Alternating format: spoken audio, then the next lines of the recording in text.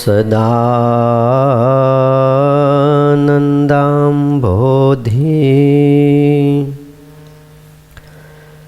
સ્મિતરુચિરપૂર્ણેન્દુવદન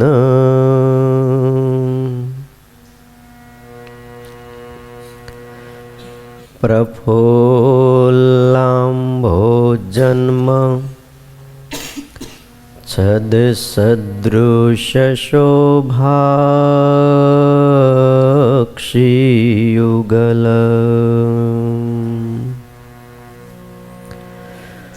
કૃપાપારવાર શ્રિતસકલ જીવાતિ સુખદો મહાશ્રેયો મૂર્તિર જયતિ સહિ નારાયણ મુનિ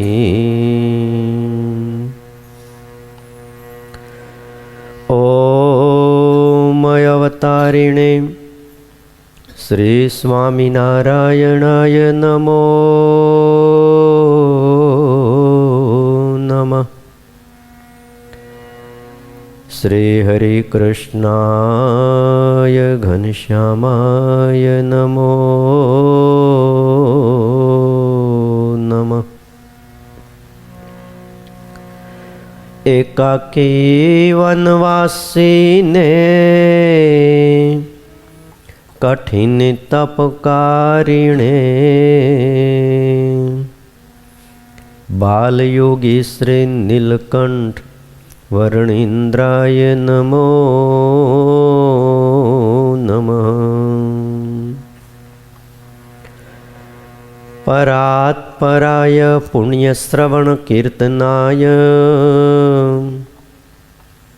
શ્રી સહજાનંદ સ્વામીને શ્રી નારાયણ મુનયે નમો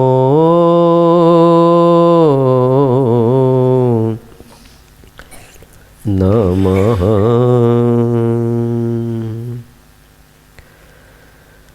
બોલો શ્રી સ્વામિનારાયણ ભગવાનની, હરિ કૃષ્ણ મહારાજની, લક્ષ્મીનારાયણ દેવની, રાધારમણ દેવની, ગોપીનાથજી મહારાજની, સિદ્ધેશ્વર મહાદેવની, વિઘ્ન વિનાયક દેવની, કાષ્ટભંજન દેવની જય.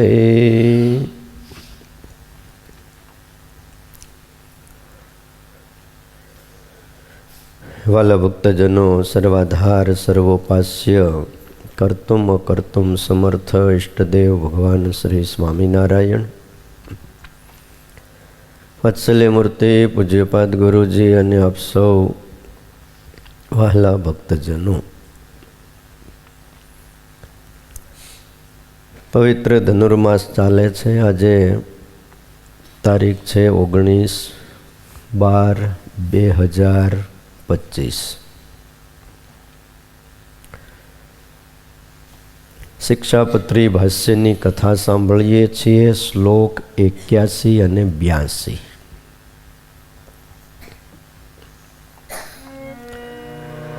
સર્વે વૈષ્ણવ રાજશ્રી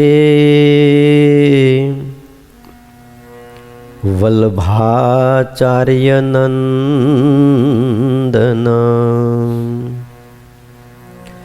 શ્રી વિઠ્ઠલેશ કૃતવાન યમવ્રતોત્સવ નિર્ણયમ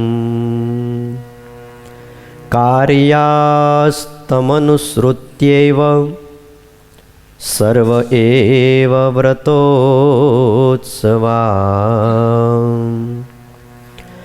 સેવારીતિશ્ચ કૃષ્ણસ્ય ગ્રાહ્યા તદુદિતેવ હિ ગ્રાહ્યા તદુદિતે બહિ. ભગવાન શ્રી હરિ શિક્ષાપત્રી લખતા આશ્રિતોને આજ્ઞા કરે છે કે સર્વે વૈષ્ણવના રાજા એવા વલ્ભાચાર્યના પુત્ર વિઠ્ઠલનાથજી એમણે જે વ્રતો અને ઉત્સવોનો નિર્ણય કરેલો છે તે નિર્ણયને અનુસરીને સર્વે વ્રતો અને ઉત્સવો કરવા. વિઠ્ઠલનાથજીએ ભગવાનની સેવા કરવાની રીતિ કીધી છે, એ જ રીતિ ગ્રહણ કરવી. બહુ ભાર દઈને કીધું છે. જ્યાં જ્યાં સંપ્રદાયમાં સારું હતું, ઘણું સારું જ હોય છે, પણ એમાંય સારું જે હતું, સાર જેને કહેવાય છે, એ સ્વામિનારાયણ ભગવાને ગ્રહણ કરીને આપણને પ્રદાન કર્યું છે. વલ્ભાચાર્યની એમના પુત્ર વિઠ્ઠલનાથજીની સેવા રીતિને જ ગ્રહણ કરવી. ઉપાસનાની જ્યાં વાતો આવી ત્યાં સ્વામિનારાયણ ભગવાને એવું કીધું કે ઉપાસના તો રામાનુજાચાર્યની ગ્રહણ કરવી. મોટા ભાગના જીવાત્માને બધી વાતો સમજાતી નથી. અગ્નિનો અવતાર છે, આપણે એમને વંદન કરીએ. સેવા રીતિ બહુ સારી. વિઠ્ઠલનાથજી એટલે વિષ્ણુનો અવતાર કહેવાય છે, એમની છે. ઉપાસના સાકાર તો રામાનુજાચાર્યની છે. વલ્ભાચાર્યજીનો મત છે શુદ્ધાદ્વૈત. એમાં તમને નહીં ખ્યાલ આવે. અદ્વૈત એટલે એક પરમાત્મા છે એવું શંકરાચાર્ય માને છે. શંકરાચાર્ય આસ્તિક છે, નાસ્તિક નથી, સમજી રાખજો. અદ્વૈત એટલે એક પરમાત્મા છે. હા, પછી ઊંડા ઉતરીને પૂછો કે એક એવા પરમાત્મા તો એ કેવા છે, સાકાર છે કે નિરાકાર છે?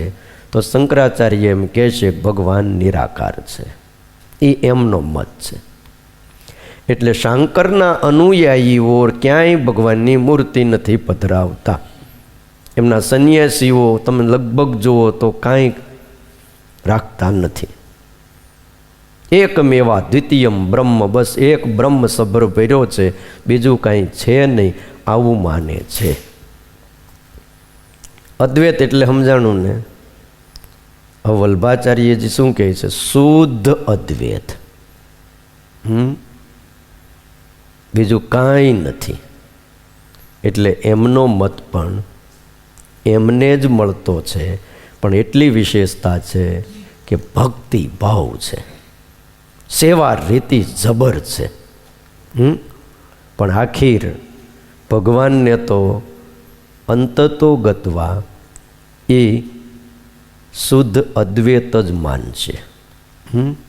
અને એટલા માટે મોટા મોટા તમે જુઓ આ ભક્તિના આચાર્યો કે એના પ્રવર્તક આજે પણ કોઈ કથા વાર્તા સત્સંગ કરતા હશે એની વાતમાં આવી જ જાય છે, નરાકાર સો નિરાકાર હુઆ, આમ કહે છે. મોટા મોટા કે જે થઈ ગયા છે, એટલા બધા ભક્તિમાં રસ તરબોળ હતા, પણ અંતતો ગતવા તો ભગવાનના આકારનું ખંડન થઈ જાય એ એમને પણ ખ્યાલ નહીં રહે. સાંભળનારાને તો શું છે, ભક્તિ કરવી છે ને ભક્તિનો રંગ લાગ્યો છે એટલે કડતાલું લઈને પેલું લઈને ભક્તિ કરશે, પણ ભગવાનને નિરાકાર માને એના જેવું કોઈ મોટું પાપ નથી અને અપરાધ નથી. કોઈના હાથ પગ હોય ને પછી તમે કહો હાથ પગ વિનાના છે, નાક કાન વિનાના છે, તો એનો અપરાધ કહેવાય.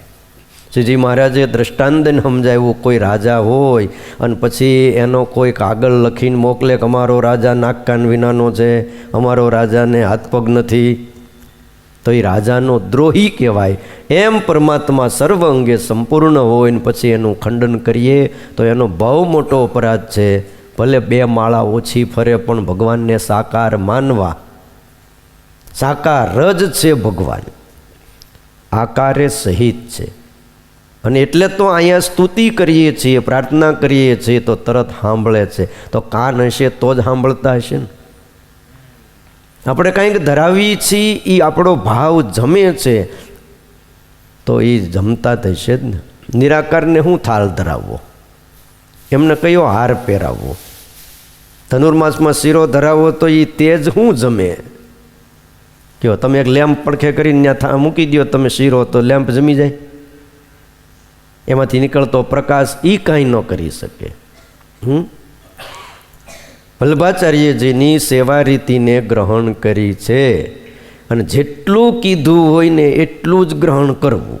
આ બહુ સમજ્યા જેવું છે. આમાં ન કરતા ને બહુ ઊંડા ઉતરી જાય ને પછી તકલીફ પડે. એટલું જ બસ. એમની સેવા રીતિ બહુ સારી છે, ગ્રહણ કરો. પણ એમાંય પાછું સ્વામિનારાયણ ભગવાન અને આપણા નંદ સાધુએ વિવેક તો બતાવ્યો કે આ શિક્ષાપત્રી અમે લખીએ છીએ પણ આનો જે વિસ્તાર છે એ તો અમારા સંપ્રદાયના જે ગ્રંથો છે એના થકી તમારે જાણવો, એમાંથી જાણી લેવું. આમાંથી બધું જણાય નહીં.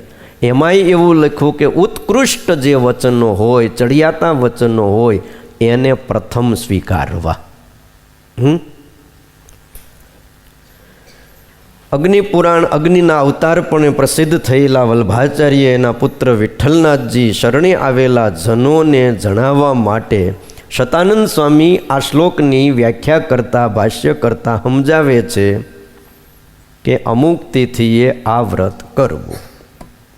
આવું વિઠ્ઠલનાથજીએ કીધું છે. અમુક દિવસે એકાદશી કરવી, 2 ભેગી થતી હોય ત્યારે. અન્નકૂટ આદિક ઉત્સવમાં પણ એવું થાય. વચ્ચે ઘણીવાર ધોખો આવે છે. અન્નકૂટ ને દિવાળીની વચ્ચે શું આવે? ઓલો કપડાં ધોવાનો નહીં, એ ધોકો ને આ ધોખો. આ ધોખો સમજાય ને સમજાય.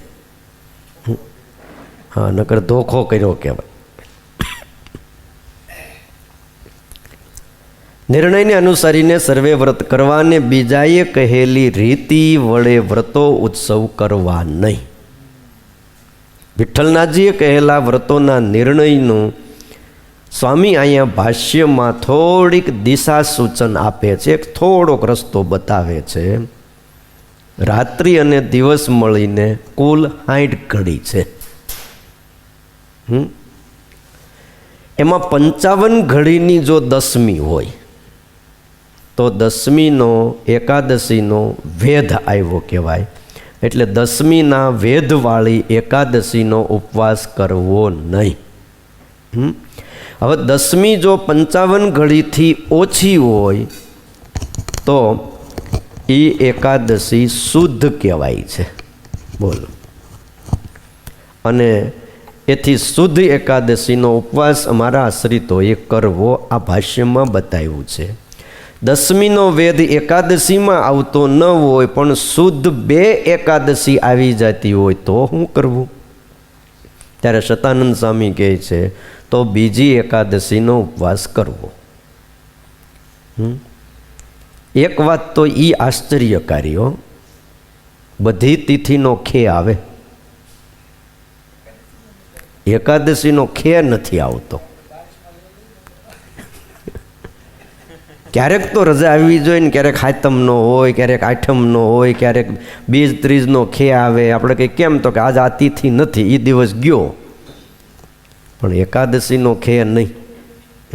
2 એકાદશી હોય તો બીજી એકાદશી કરવી. અને દસમીના વેદથી રહિત એકાદશીનો ક્ષય હોય તો 2 બારસ જો આવતી હોય તો પહેલી બારસનો ઉપવાસ કરવો. સમજાય? એકાદશી જો 2 આવે તો બીજી એકાદશી કરવી, અને બારસ જો 2 આવે, એકાદશી નથી 10મી પછી તરત જ એકાદશીનો આમ ખેક ગણાય, પણ પછી જો 12 આવી ગઈ તિથિમાં તો પહેલી 12નો ઉપવાસ કરવો. તમારે કોઈ નિર્ણય બીજું કાંઈ જોવાની જરૂર નથી. જો આ 2 12 હોય તો પહેલી 12, 2 એકાદશી હોય તો બીજી એકાદશી, એનું વ્રત કરવું. અને પહેલી 12નો ઉપવાસ કરી અને બીજી 12ના દિવસે સવારે પારણા કરવા. આવી રીતે તિથિનું વ્રત કરવું. આ તમામ વ્રતનો નિર્ણય વિઠ્ઠલનાથજી, જે વલ્ભાચાર્યજીના પુત્ર થયા, 2 પુત્ર હતા, એક ગોપીનાથજી અને બીજા વિઠ્ઠલનાથજી, 2 ચડિયાતા છે, પણ ગોપીનાથજી કરતાં વિઠ્ઠલનાથજીનો મહિમા વૈષ્ણવ સંપ્રદાયમાં વધારે છે, કારણ કે એ વિષ્ણુનો અવતાર છે, એવું શાસ્ત્રમાં વિધાન છે.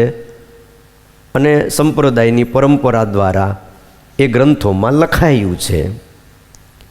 એટલે કોઈ એવું ન માને, ભગવાન છે ને યુગે યુગે આવે છે. જ્યાં જેટલું કાર્ય તે કાર્ય કરવા માટે પરમાત્મા આવે છે. ઠીક છે, 24 અવતારમાં નામ ન હોય એટલે આપણે એમ માનીએ કે અવતાર નથી, એવું નથી. એમ તો સ્વામિનારાયણ ભગવાનનું નામે 24 અવતારમાં ન હોય. ક્યાંથી હોય? પણ કોઈ દી આવ્યા જ નહોતા. ગ્રંથો તો આવ્યા પછી લખાય છે, પહેલાં લખાતા નથી. અમુક ગ્રંથો પહેલાં લખાય છે. એટલે ભાષ્યકાર સતાનંદ સ્વામી કહે છે, કાર્તક માસમાં શુક્લ પક્ષની એકમના દિવસે જો ચંદ્ર દર્શન હોય તો તે આગલા દિવસે એટલે દિવાળીના દિવસે અન્નકૂટ ઉત્સવ કરવો. હવે અન્નકૂટ વ્રતનો ઉત્સવ એની વાત કરી. અને ચંદ્ર દર્શન જો બીજના દિવસે હોય તો એકમના દિવસે અન્નકૂટનો ઉત્સવ કરવો, અર્થાત ચંદ્ર દર્શનના આગલા દિવસે અન્નકૂટનો ઉત્સવ કરવો. અને આ અન્નકૂટના ઉત્સવનો તિથિનો આગ્રહ નથી. એટલે કોઈ તિથિનો આગ્રહ ન રાખે કે અમાસ દિવાળી ગઈ એટલે તરત જ અન્નકૂટ કરવો જ પડે, તિથિનો આગ્રહ નથી. આ તમામ નિર્ણયો વિઠ્ઠલનાથજીએ કરેલા છે અને એના નિર્ણયને અનુસરીને સર્વે વ્રત અને ઉત્સવ કરવા. વળી વિઠ્ઠલનાથજીએ સેવા રીતિ ભાવ સરસ બતાવી છે. હા, એને અનુસરીને સેવાવ્રતિ પણ કરવી. જેમ કે શિયાળાની સિઝન ચાલુ થઈ ગઈ છે કે હજી વાર છે? થઈ ગઈ છે. તો શિયાળાની સિઝન આવે એટલે તમને ટાઈટ લાગે કે ન લાગે? તમને ટાઈટ નહીં લાગતી હોય એટલે ખિસ્સામાં હાથ નાખ્યા છે. ટાઈટ લાગે. યથા દેહે તથા દેવે એમ લખ્યું. જેમ દેહને ટાઈટ લાગે છે, ભૂખ લાગે છે, તરસ લાગે છે, સુવા જોઈ છે, નાવા જોઈ છે, ખાવા પીવા જોઈ છે, આ બધું સમજો ને. એ જ રીતે ભગવાનની સેવા કરવી. શિયાળાની સિઝન આવે ત્યારે ભગવાનને ગરમ વસ્ત્રો ધરાવવા. યા તો જે પ્રમાણે ઠંડી હોય એ પ્રમાણે જાડા વસ્ત્રો ધરાવવા. જો ગરમ વસ્તુની વાત આવી પણ બહારનું વાતાવરણ જોઈને કરવું. હો, અને શિયાળામાં જ કરવું એવું નહીં. તમે પરદેશ જાઓ, વિદેશ જાઓ તો ત્યાં શિયાળો ન હોય ને તોય ટાઈટ છાતીના પાટિયા ભીહી નાખે. બાપા અમેરિકા ગયા હોય તો શું થાય? ત્યાં શિયાળો ન હાલતો હોય તે દી તો શું હોય? આપણે અહીં ઉનાળો હોય પણ ત્યાં ટાઈટ કેમ મારું કામ? -ડિગ્રીમાં ટાઈટ હોય છે. અહીંયા બહુ સુખિયા છો. હો, વિદેશમાં વલ્લભ ભગત તમારું મકાન હોય, એની બહાર જગ્યા મૂકવાની, પાછળ જગ્યા મૂકવાની, આજુબાજુમાં જગ્યા છોડવાની, કેટલીક જગ્યાઓ એવા તમે 2 પ્લોટ બાંધી દો એટલી ફરતી જગ્યા મૂકવાની, પછી જ બાંધકામ કરવા દે. આગળ રસ્તો, હો, 80 ફૂટનો મોટો રસ્તો તમારા મકાનની આગળ હોય અને રાતે પડે બરફ. હો, અને સવાર પડે એટલે તમારે તમારું ફળિયું, તમારી મકાનની આગળ રહેલો રોડ, તમારી ગાડી, બધું જ આમ દી ઉગે ને. જો કે ત્યાં દી તો મોડો ઉગતો હોય છે પણ સવાર પડે લોકોની અવર જવર ચાલુ થઈ જાય ત્યાં તમારે તમારા ખર્ચે સાફ કરી નાખવાનું. તમે કરો, તમે કોઈ બીજા પાસે સાફ કરાવો, અને જો નો સાફ કર્યો તો પેલેન્ટી તરત લાગી જાય, તરત જ. બોલો, તે આપણે ત્યાં બહુ સારું ઘર વાળીને બધું કચરું રસ્તા પર નાખી દઈએ, બાજુવાળાને ત્યાં. આપણને એમ કે ભાઈ વાળે છે, પણ વાળતા વાળતા બે ઝાપટ આમ આલે, શું કહે, હાવણીને લહરકા આમ મારે ને બે આમ મારે, તો થોડુંક બાજુવાળાને ત્યાં, થોડુંક આગળવાળાને ત્યાં. આવું ન્યા નથી ચાલતું. ઘણીવાર લોકો વાતો કરે કે એ લોકો સુખી છે. સુખી શું કામ છે? ચોકસાઈ છે, કાયદા અને નિયમ છે. પરિણામે લોકો એને અનુસરે છે. લોકો અનુસરે એટલે સુખી થાય. એ જ નિયમો ને એ જ કાયદા આપણા દેશમાંય છે, પણ અનુસરો તો સુખી થવાય. અને ત્યાં સરકારનો રોડ હોય, એનાથી તમે કાંઈ પણ ઊંચું નીચું ન કરી શકો. તમારું મકાન તમે જેમ છે એમ જ બાંધવાનું. સમજો કે રોડ ઊંચો છે અને તમારો પ્લોટ 2 ફૂટ ડાઉન છે, તો 2 ફૂટ ડાઉન જ બાંધવાનું, ખોદકામ નહીં કરવાનું. રોડ નીચો છે ને તમારું મકાન આમ થોડુંક ટેકરા ઉપર 5 ફૂટ ઊંચું છે, તો એ ટેકરા ઉપર જ મકાન બાંધવાનું, ખોદીને રોડની હારે લેવલ મેળવે નહીં. જેમ છે આમ ત્રાહું છે તો મકાને ત્રાહું જ બાંધવાનું. એટલે એ શું કરે, એમાં અમુક કોલમ મોટા લે, અમુક કોલમ નાના લે, મકાન ઉપરથી સીધું થઈ જાય. સમજાણું તમને? જોવામાં ત્રાહું લાગે તમને મકાન.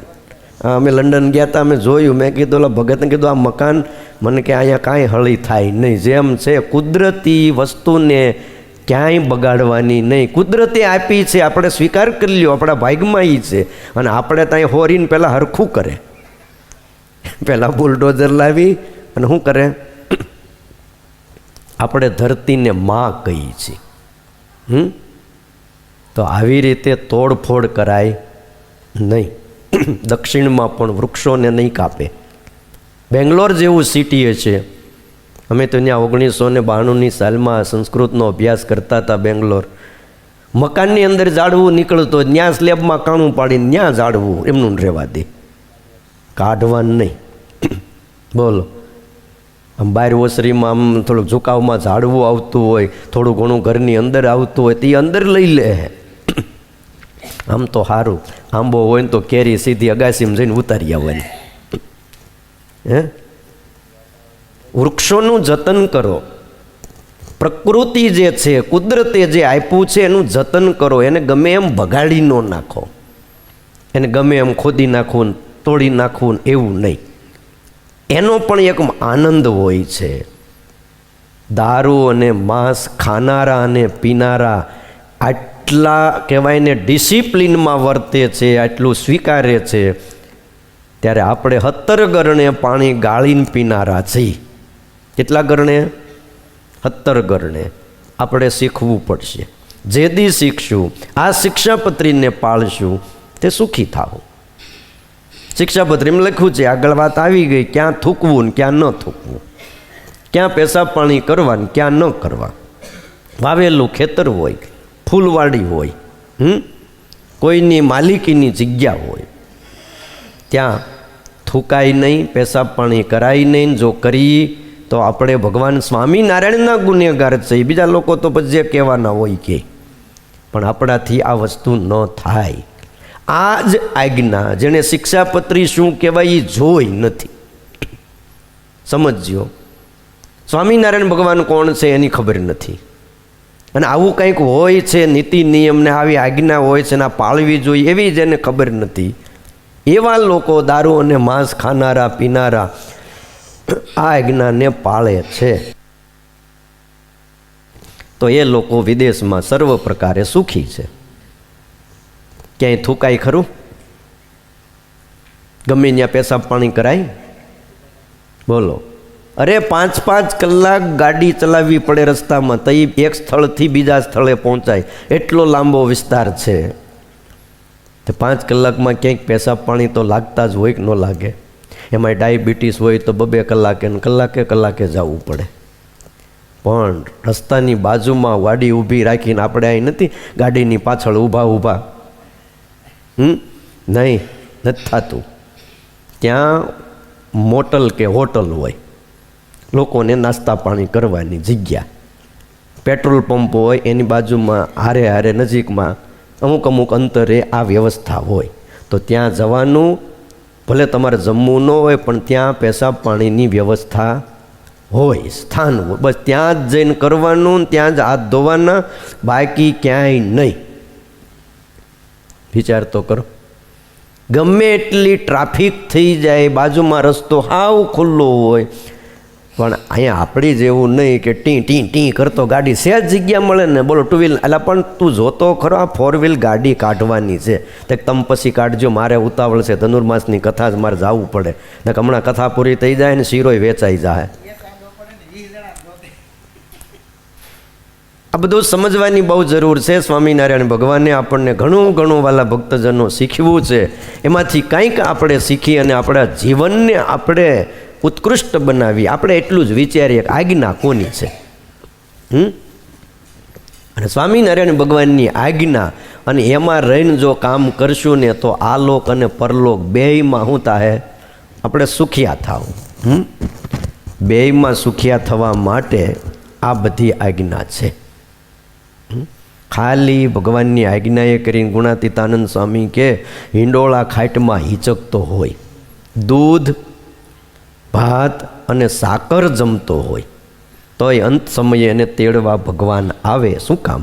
એને ભગવાનની ઉપાસના છે ને ભગવાનની આજ્ઞામાં રહે છે. અને કેવા ભક્તો આપણા સંપ્રદાયમાં થઈ ગયા છે, ભગવાનની આજ્ઞામાં ટૂંક થઈ ગયા છે. આજે આપણને એનો વિચાર નથી.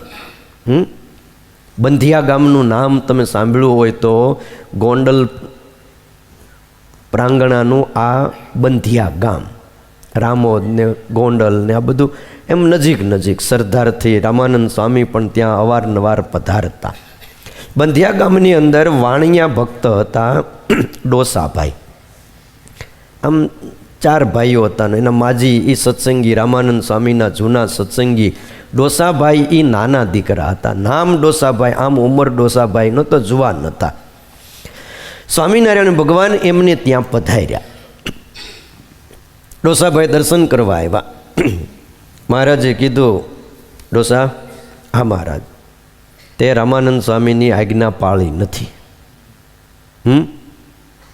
માટે અમે તારો ત્યાગ કરીશ. અરે મહારાજ, એવું ના કરશો. કે હું કીધું, એવું નહીં કરશો, તમે કયો એ પ્રાયશ્ચિત કરું. તો કાલ સવારે વહેલો ઉઠી અને હાલતો જ થાય. ક્યાં જવાનું? તો કાશી જઈએ. એટલું જ કીધું. શું કીધું? કાશી જતો આવ્યો, સવારે વહેલો ઉઠીને હાલતો થઈ જાય છે, આ પ્રાયશ્ચિત. ડોસાભાઈ હાથ જોડ્યા, ખારું મહારાજ, સવારમાં હું કાશી જવા નીકળી જઈશ. અને વહેલા ભાઈ 4 વાગ્યે ઉઠી ગયા, નાહી ધોઈને તૈયાર થઈ, ભગવાનના દર્શન કરી સવારમાં શ્રી હરિ દાતણ કરતા હતા ને જ્યાં આવ્યા તૈયાર થઈને, મહારાજ જાઉં છું. સારું, ઉપડ.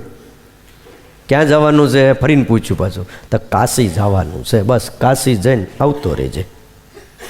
ડોસાભાઈ નીકળ્યા. માજી મોડેકથી જાગ્યા છે, આ કાંઈ ખબર નહીં. એને એમ કે ડોસો મારો દીકરો દર્શન કરવા ગયો, અને આમે ગ્રહસ્થ અને સૌથી નાનો દીકરો વધારે વાલો હોય, એમ માજીને દીકરો બહુ વાલો. ખબર પડી અને આવ્યા ત્યારે તે માજી દોડતા આવ્યા, હાથમાં 5 રૂપિયા. મહારાજ, ડોસાને તમે કાશીએ મોકલી દીધો? તો હા, એ તો કાશી ગયો. અરે વાણિયાનો દીકરો કોઈ દી ઘર બહાર પગ મૂક્યો નથી, હજી નાનો છે, વાટ ખર્ચી માટે 1 રૂપિયો એની પાસે નથી, એનામાં બીજી કોઈ કળ વળ ચકળ બીજું કાંઈ છે નહીં, રસ્તામાં ખાહે હું? એમ કરીને માજીની આંખમાં જળજળી આવી ગયા. બોલો ને માં. તો કે 5 રૂપિયા લાવી છું, જો ડોસાને અપાવો તો સારું, રસ્તામાં ક્યાંક જરૂર પડે તો વાટ ખર્ચી માટે. અને તેથી 5 રૂપિયા તમે કાશી જઈને વી આવતા હો. આ એ સમય હતો. ગઈકાલે જ મેં વાત કરી હતી, 1 રૂપિયો હોય ને, ખાલી 1 રૂપિયો, તો એમાં 5 જણનું, ઘરના 5 સભ્યો હોય ને 5 જણનું અઠવાડિયા સુધી પોષણ થઈ જતું. એક અઠવાડિયું 1 રૂપિયો હાલતો અને 5 જણા ઘરમાં હોય, જમી કારવીને લીલા લેર કરે, તોય છેલ્લે 2-5 પૈસા વધ્યા હોય પાછા. બોલો, 5 રૂપિયા દેવા છે મહારાજ, કોઈ જશે આપવા તો તરત જ મહારાજે નજર કરી તો મૂળું ભા દરબાર બેઠા હતા. આ બંધિયામાં મૂળું ભા દરબાર, એનો દરબાર ગઢ આજે પ્રસાદીનો છે. કીધું દરબાર, હા મહારાજ બોલો ને, આ 5 રૂપિયા દેવા જવાના છે. તો મહારાજ દી આવું, બીજું કાંઈ? તમે જાઓ ઘોડો લઈને, રસ્તામાં જ્યાં ડોસાભાઈ મળે ત્યાં એને ઊભા રાખજો, 5 રૂપિયા આપી દેજો અને એમને કહેજો તમે હાલતા થાવ અને તમે ત્યાં ઊભા રહેજો. સારું મહારાજ હાલો. જુઓ, બુદ્ધિ બહુ વધીને એટલે તર્ક વિતર્ક, આમ હું કામ કીધું, આમ હું કામ કર્યું, આવું બધું માનસિક આપણા વલણો બદલાઈ ગયા. કલ્યાણ માટે બધું કરીએ છીએ, પણ કલ્યાણ કેમ થાય નહીં તો કલ્યાણ કરનારાને જ ખબર હોય. કયા જીવનું કેવી રીતે રૂડું થાય ને એ કોઈને ખબર પડતી નથી. આપણે ગોવિંદ સ્વામી હતા જેતલપુરમાં, અને ગંગામાં દાળ ભાત બનાવતા, એમાં એને બહુ આમ કહેવાય ને બંધન થઈ ગયું. પછી ગંગામાના હાથની જ દાળ ગમે. નાગર બ્રાહ્મણ ગંગામાં એવી રસોઈયું બનાવે, સ્વામિનારાયણ ભગવાનને ઊની રોટલી જ્યારે પણ હારે હોય, સંઘમાં હોય ત્યારે એ ગંગામાં જમાડતા. તે ગંગામાના દાળ ભાતમાં થોડું બંધન થઈ ગયું. શ્રી હરિએ જાણ્યું કે આ તો મોટું બંધન. ગોવિંદ સ્વામીને બોલાવીને કે ગોવિંદ સ્વામી, આ મહારાજ બોલો ને, જાઓ જેતલપુરમાં ભિક્ષા માગો, કે ગામમાં ભિક્ષા માગો, અને કોઈ ભિક્ષા દેવા આવે ત્યારે તમારે કહેવાનું હાવ, આટલું જ બોલવાનું. શું કહેવાનું? ગોવિંદ સ્વામી કંઈ જોહે તો કહેવાનું હાવ. ગોવિંદ સ્વામી લ્યો ભિક્ષા તો કે હાવ. બોલો, કૂતરું ન કરતો હોય એમ. બોલો, હવે જે ગામમાં એનું માન હતું, આખું ગામ ગોવિંદ સ્વામીને આમ કહેવાય ને ભગવાન જેવા માનતા હતા. એ જ ગામમાં ગાજરની મૂળાની માળા પહેરાવી અને ગામમાં ભિક્ષા મગાવી. તો ભિક્ષા માગી અને કોક કે ભિક્ષામાં કાંઈ જોહે તો કે હાવ. તો બધા કે ગોવિંદ સ્વામી ગાંડા થયા તો કે હાવ. લ્યો, હવે આપણે આમ કર્યું હોય તો શું થાય? આપણે તો ભિક્ષા ન માગીએ, આપણે બીજાને મગાવી. પણ આજ્ઞા એટલે આજ્ઞા. ખ્યાલ આવ્યો? ગુણાતી નિષ્કુળાનંદ સ્વામી કે વસા 20ની આજ્ઞા છે. એમાં ફેર કરવો નહીં. એટલે મૂળુભાઈ દરબાર પોતે ઘોડા ઉપર બેઠા, 5 રૂપિયા હાથમાં લીધા અને તાબડતો ઉપડ્યા. ઓલા ભલે સવારે વહેલા 4 વાગ્યે નીકળી ગયા હોય, 5 વાગ્યે નીકળ્યા હોય, પણ પછી ઘોડેસવાર જ્યારે ઘોડો લઈને દોડે એટલે કદાચ અડધો જ કલાકમાં તો એ આંબી જાય. ઓલા પગપાળા હાલતા હોય ને, એટલે ગામની બારા આમ ઠેઠ રસ્તે સીમમાં છેટાવા ડોસાભાઈને જોયા એટલે તરત આગળ ઘોડો ઊભો રાખીને કે ઊભા રહ્યો ડોસાભાઈ, ઊભા રહ્યો. લ્યો આ 5 રૂપિયા. કોણે આપ્યા? તો તમારી માએ આપ્યા, માજીએ આપ્યા. તો મારે નથી જોતા, મને ક્યાં આજ્ઞા છે 5 રૂપિયા લેવાની?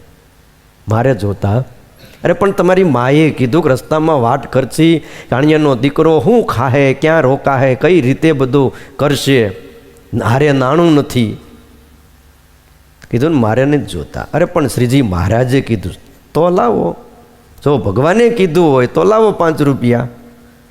લીધા ને ખિસ્સામાં નાખ્યા. બોલો હવે તો તમે જાઓ, તમને અહીંથી જવાની આજ્ઞા કરી છે, મને કીધું જ ત્યાં ઊભા રહીજો, હું અહીં ઊભો છું. સવારે નીકળ્યા હતા નીતિન ભગત, સવારે. કોણ? મૂળુભાઈ દરબાર.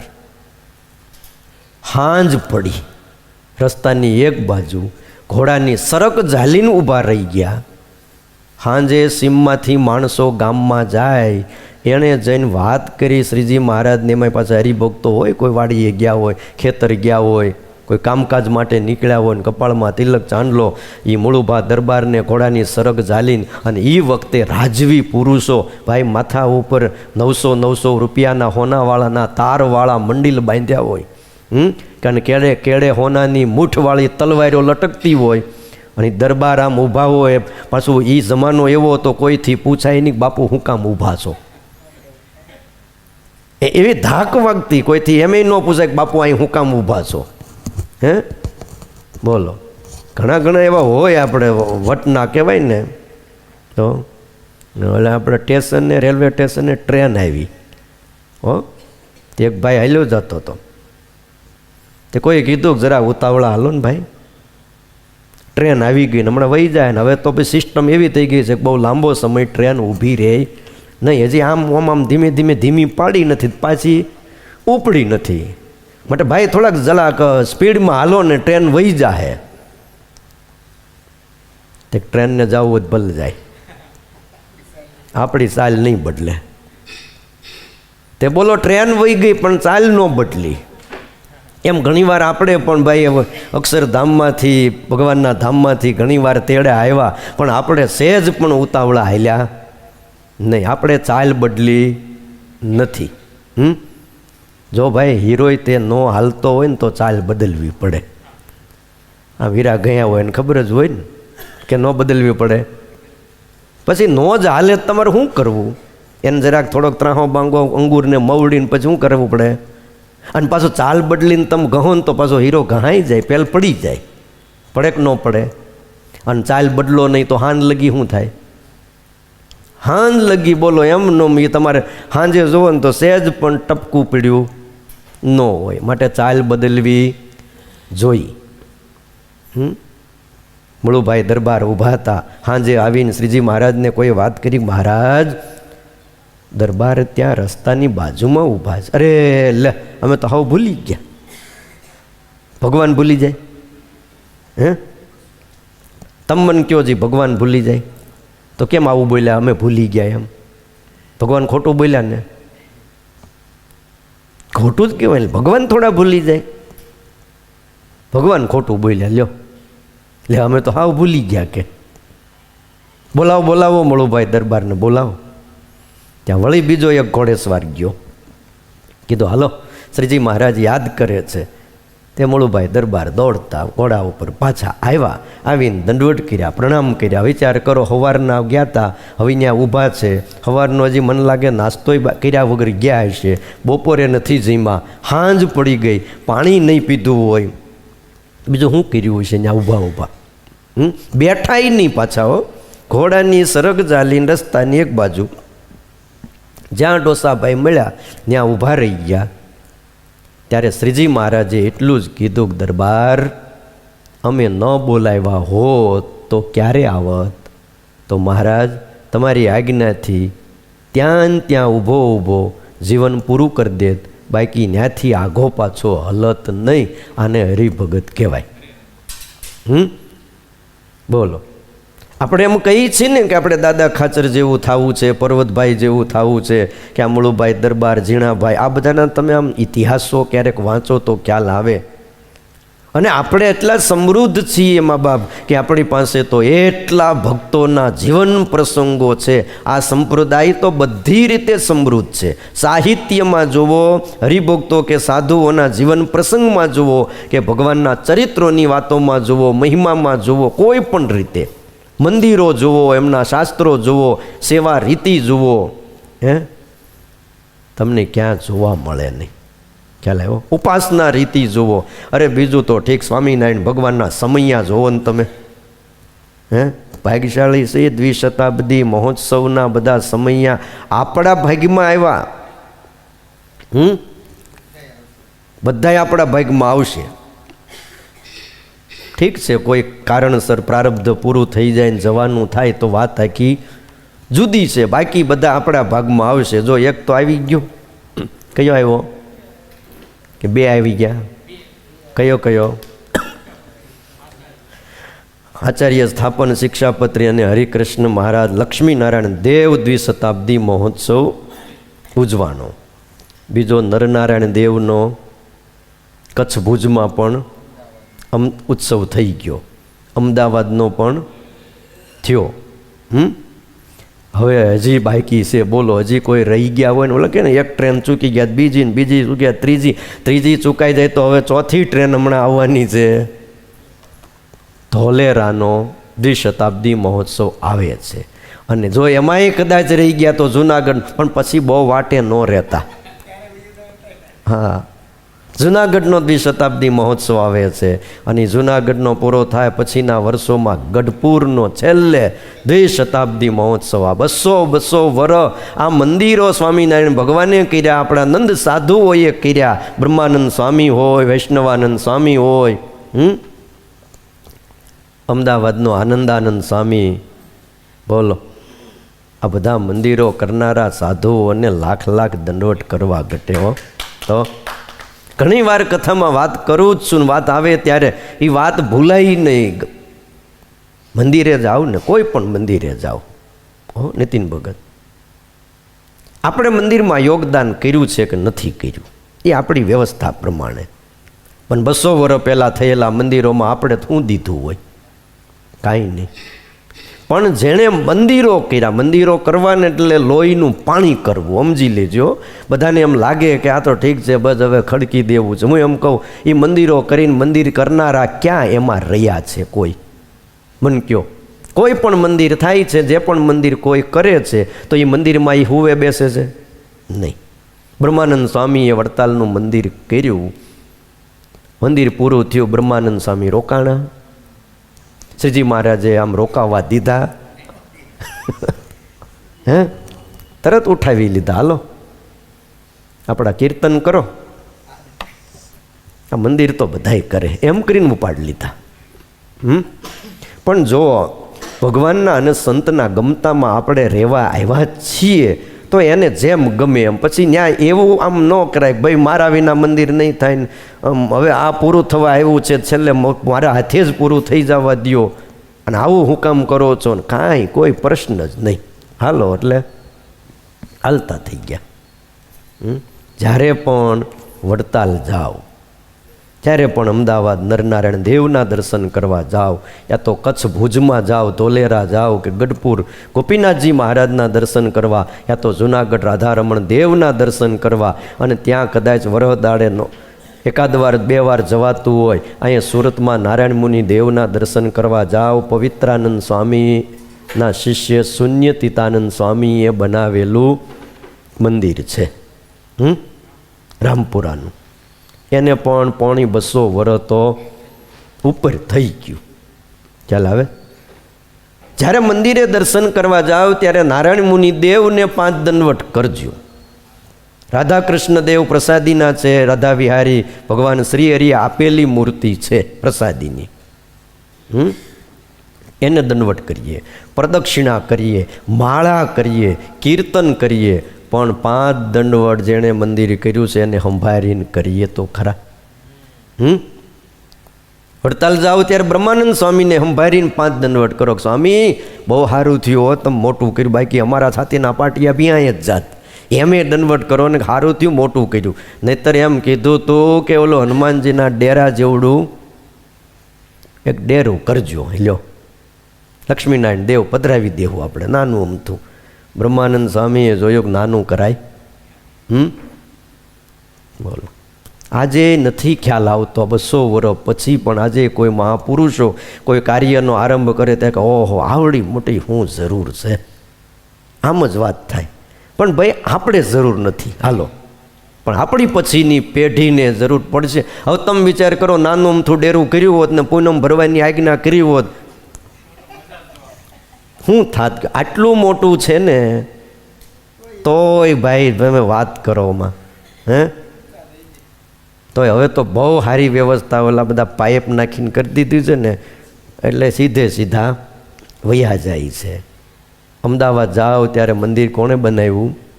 આનંદાનંદ સ્વામીને. આનંદાનંદ સ્વામીને સંભાળીને 5 દંડવટ તો કરી કે સ્વામી તમે બહુ સારું મંદિર કર્યું છે. એ બાને એ સંતોની સ્મૃતિ થાય, એમની મહેનત, આ બધો આપણને ખ્યાલ આવે છે. કૃતજ્ઞ બનીએ, કૃતજ્ઞ નહીં. સેવકરામનું વચનામૃત એટલે જ લખ્યું નકર વચનામૃત જ્ઞાનનો ગ્રંથ છે, એમાં બધી ચરિત્રો બીજું ત્રીજું અમે આમ કર્યું ને સેવકરામ મળ્યો અને અમે સેવા કરીને આ બધી વાત એમાં કરવાની ક્યાં જરૂર છે? જ્યાં પ્રશ્ન અને ઉત્તરની જ વાતો છે એની અંદર આખું એક વચનામૃત સેવકરામનું મૂકી દીધું કે કોઈએ કાંઈ આપણા માટે કર્યું હોય તો સમય આવે આપણે કૃતજ્ઞ બનીએ, એના ઉપકારને યાદ કરીએ. શું કરીએ? ઉપકારને યાદ કરીએ. એમ જીવનમાં મા બાપના ઉપકાર હોય, એમ જીવનની અંદર ગુરુના ઉપકાર હોય, એમ જેના જેના ઉપકાર હોય ને સમય આવે આપણે યાદ કરી અને એનું ઋણ ચૂકવવું પડે છે. એટલે વાત આપણે એ છે વાલા ભક્તજનો કે જેવી જેવી ઋતુ હોય, સતાનંદ સ્વામી એમ કહે છે કે શિયાળાની સિઝન હોય ત્યારે ભગવાનને, હું તો આજ્ઞા ઉપર આપણે વાત કરતા હતા કે આજ્ઞા કરી છે કે શિયાળામાં ભગવાનને ગરમ વસ્ત્રો અમારા આશ્રિતોએ ધરાવવા. જો ભગવાનની પૂજા સેવા આપણે એ રીતે કરતા હોય તો વસંત પંચમી એટલે કે આવે ત્યારે ભગવાનને શ્વેત વસ્ત્રો ધરાવવા યા તો કેસરિયા વસ્ત્રો ધરાવવા, આ વૈષ્ણવની રીતિ છે. અને અખાત્રીજ આવે એટલે શ્વેત વસ્ત્રો ભગવાનને ત્યારે પણ ધરાવવા અને અષાઢી બીજથી કસુંબલ વસ્ત્રો ધરાવવા ચોમાસામાં.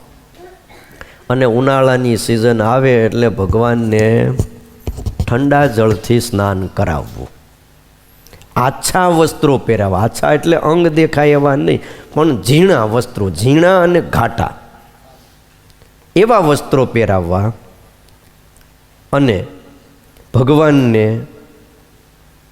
અલંકારો ધારણ કરાવવા અને અમુક સમયે ભગવાનને અમુક પ્રકારના ભોગ નિવેદન કરવા વગેરે બધી સેવા રીતિ વિઠ્ઠલનાથજીએ કહેલી છે. એટલે વિઠ્ઠલનાથજીએ જે વ્રતો અને ઉત્સવોનો ને ગ્રાહ્ય રાખ્યા છે, એમને જે તિથિનો નિર્ણય કરેલો છે એવો કોઈ આચાર્યોએ આ ધરતી ઉપર નિર્ણય કર્યો નથી. એક એક ચોખવટ વિઠ્ઠલનાથજીએ કરી છે કે આ ઋતુ હોય, આ તિથિ હોય ત્યારે આ કરવું, આવું ધરાવવું, આમ કરવું. એટલે તમે જો આપણે ત્યાં એકાદશીના દિવસે ભગવાનને મુગટ ધરાવવામાં આવે છે. અને મુગટના પાછા પ્રકાર, પૂનમના દિવસનો મુગટ જુદો હોય, એકાદશીનો જુદો હોય, અને અમાસનો મુગટ ગોપેશ મુગટ હોય છે. અને નવમીના દિવસે અર્ધ મુંગટ હોય છે. ઉપર જે કલગી હોય ને પીછું એ એટલું કાઢી નાખે. આ બધી રીતિ વૈષ્ણવની રીતિ છે. અને બીજા દિવસે પાઘ ધરાવવી. આ મુગટ એટલે ધરાવવાનો કે પહેલાં શું છે, બોર્ડ ન મારતા કે આજ એકાદશી છે, આજ પૂનમ છે, પણ માથા ઉપર ભગવાનને મુગટ હોય એટલે તમારે સમજી લેવાના આંખો બંધ કરીને કે આજ પૂનમ કે એકાદશી છે. આમ હરિભક્તો દર્શનથી ખબર પડી જતી. ભણેલા નહોતા, કદાચ બોર્ડ માર્યું હોય પણ વાંચે કોણ? આ કેવો સારું હતું. આમ દર્શન કરવા આવીને આપણે ભૂલી ગયા હોય પણ મુગટ જોઈએ એટલે ખ્યાલ આવી જાય કે આજે કંઈક વ્રતની તિથિ છે. પછી જન્માષ્ટમી હોય, મોટા એવા ઉત્સવના દિવસો હોય ત્યારે પણ ભગવાનને મુગટ ધરાવવામાં આવે છે. એટલે આ બધી રીતિને વાલા ભક્તજનો એ ગ્રાહ્ય રાખી છે. ભગવાનની પ્રેમ ભક્તિથી સેવા કરવાની રીતિ વિઠ્ઠલનાથજીએ જેવી બતાવી છે એવી બીજા આચાર્યોએ બતાવી નથી. માટે મારા આશ્રિતોએ વિઠ્ઠલનાથજીના કહેલા વ્રતો અને ઉત્સવો કરવા એમ સ્વામિનારાયણ ભગવાનની આજ્ઞા છે. અને ગઈકાલે વાત કરી હતી, બાળ સ્વરૂપની સેવા ભક્તિ વધારે સ્વીકારી. શું કામ? બાળકને દેવાનું હોય, બાળક પાસે લેવાનું હોય નહીં. એટલે નિષ્કામ ભક્તિ કરવા માટે આ રીતિ વૈષ્ણવોમાં પ્રવર્તી કે બાળલાલજીની સેવા કરીએ તો આપણે કોઈ દી ભગવાન પાસે માગવાનું થાય જ નહીં. બાળક પાસે શું માગવાનું? નિષ્કામ ભક્તિ જ થાય. અમુકનું કંઈક હોય તો લાવીને દેવાનું. જો સવારે માખણ દેવાનું, વસ્ત્રો ધરાવવાના, સ્નાન કરાવવાનું, બધુંય કરીને પછી હાથ જોડવાનું, એટલું જ કહેવાનું શું જોહે હજી. નકર આપણે શું સેવા પૂજા કરીને પછી હાથ જોડીએ કે હવે કંઈક એટલું ધ્યાન દેજો હવે. પણ બાળક પાસે શું માગવું? એટલે વલ્ભાચાર્ય મહાપ્રભુએ આ બધી રીત પ્રવર્તાવી એ રીતિ સ્વામિનારાયણ સંપ્રદાયમાં બધી જ સ્વીકાર્ય કરી છે. સ્વામિનારાયણ ભગવાનની જે વિશાળતા, એમની જે ઉદારતા, સર્વ ગુણગ્રાહી ભગવાનનું એક નામ છે, ઓમ ગુણગ્રાહીણે નમઃ. ભગવાન કેવા છે? તો કે ગુણ ગ્રહણ કરનારા છે. બધી બાજુથી ગુણ ગ્રહણ કરે એને ગુણગ્રાહી કહેવાય છે. એટલે વાલા ભક્તજનો, આવી વાતો આ 81 અને 82ના શ્લોકમાં શ્રીજી મહારાજે કરી છે. અત્યારે આપણે કોઈ વ્રતના, ઉત્સવના કે એકાદશીના નિર્ણય હવે કરવાની જરૂર નથી. સમય બદલાઈ ગયો છે. હવે વડતાલથી આપણે જે નિર્ણય બહાર પડે છે એ નિર્ણયમાં બધા જ જે નિર્ણયો છે એ આ તિથિઓના, જે કયો ક્ષય છે ને કયું બારસની એકાદશી કરવી કે દશમની કરવી, 2 બારસ હોય તો પહેલી કરવી, 2 એકાદશી હોય તો બીજી એકાદશી રહેવી, આ બધું હવે આપણે કાંઈ વિચારવાની જરૂર નથી રહી. હવે બધું જ નિર્ણયમાં એ પ્રમાણે જ છપાઈ જાય છે. એક નિર્ણય રાખવો હવે મોબાઈલમાં આવી જાય છે. બોલો તો એટલે હવે નિર્ણય આવી ગયો છે શાંતિથી ભગવાન ભજવા અને એકાદશી રેવી. આ ધનુર્માસ છે એ પણ તમે જોયું તારીખ પ્રમાણે આવે, નકર આ એક જ એવો ધનુર્માસ છે, બાકી બધું તિથિ પ્રમાણે હાલે. પણ ધનુર્માસ આવે એટલે 16 ડિસેમ્બરથી 14 જાન્યુઆરી, ક્યારેક 17 ડિસેમ્બર હોય તો પછી પાછું 15 જાન્યુઆરીએ પૂરો થાય, એકાદ દિવસ આગળ પાછળ હોય છે. એટલે ધનુર્માસ ચાલુ થઈ ગયો છે નીતિન ભગત, ખ્યાલ ન હોય તમને કદાચ તો. એટલે સવારે વહેલા ઉઠીને આવજો. આવતીકાલે આપણે યાત્રાની વાત સાંભળશું. દ્વારિકા આદિક તીર્થોની યાત્રા કરવી બહુ સરસ વાત એ લખે છે ને એમાં છેલ્લે લખે છે, ભાવ્યમ દિનેશુ વત્સલૈહિ, દિનજનને વિશે અમારા આશ્રિતોએ દયાવાન થાવું. આ બધી આજ્ઞાઓ આખીર તો આપણા જીવના કલ્યાણ માટે છે, માટે આ આજ્ઞાઓને પાળીએ. એ 83મો શ્લોક આપણે આવતીકાલે શ્રવણ કરશું.